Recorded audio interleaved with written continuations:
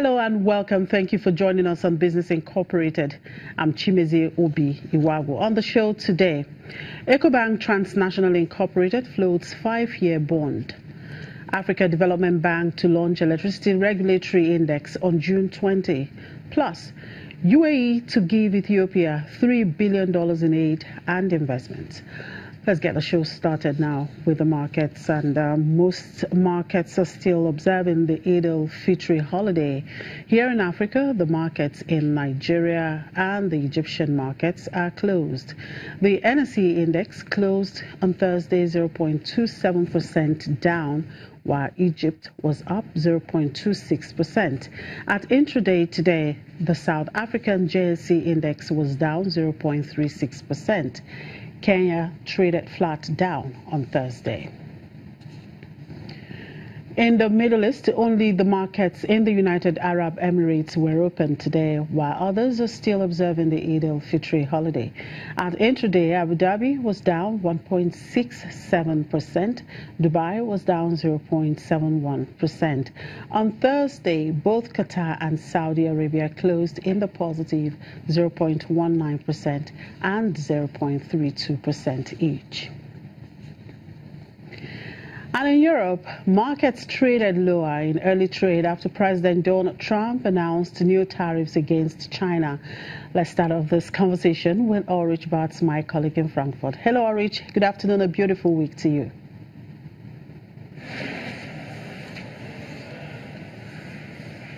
Hello, Ulrich. Good afternoon.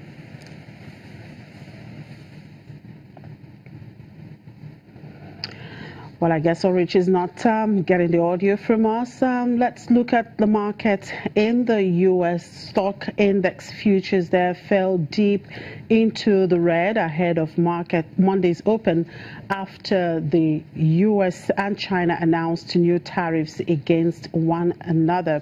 Around 5:35 a.m. Eastern Time, Dow futures slipped 147 points, indicating a negative open of 148.48 points.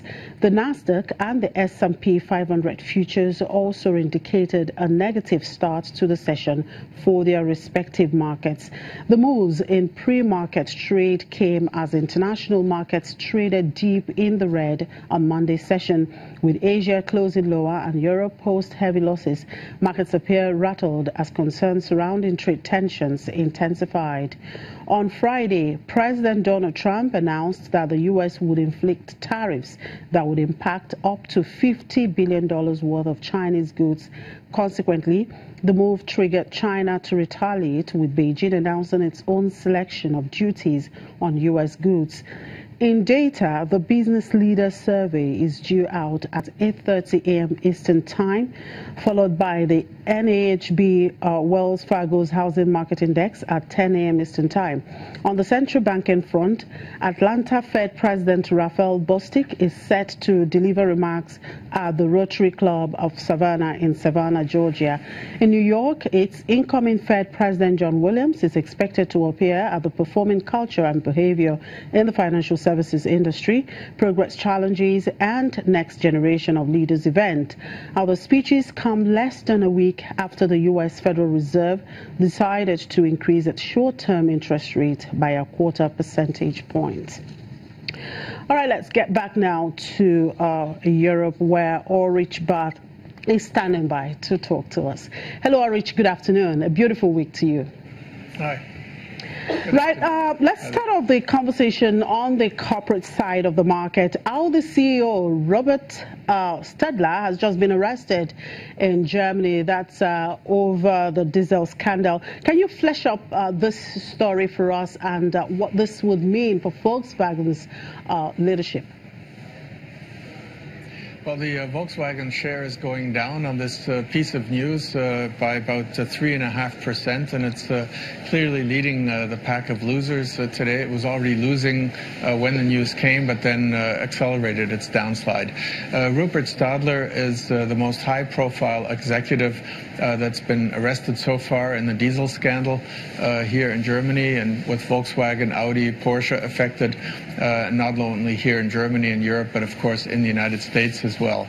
Volkswagen incurred huge billion-dollar fines and agreements to put charges aside, costing it so far in total about 25 billion euros. And the fear is now that with the arrest of Rupert Stadler, it might get even more costly because now it's reached one of the top people, not too many people above him.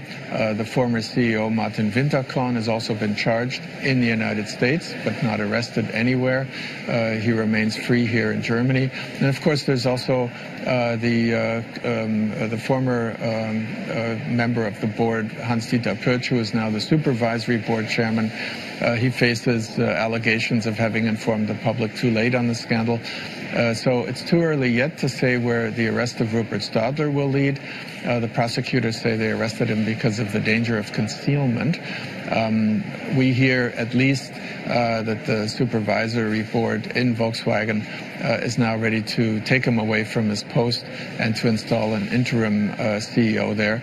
Exciting developments here that could get very expensive for the company. And the world market are taking off on a negative note today. We can even see that behind you with the DAX.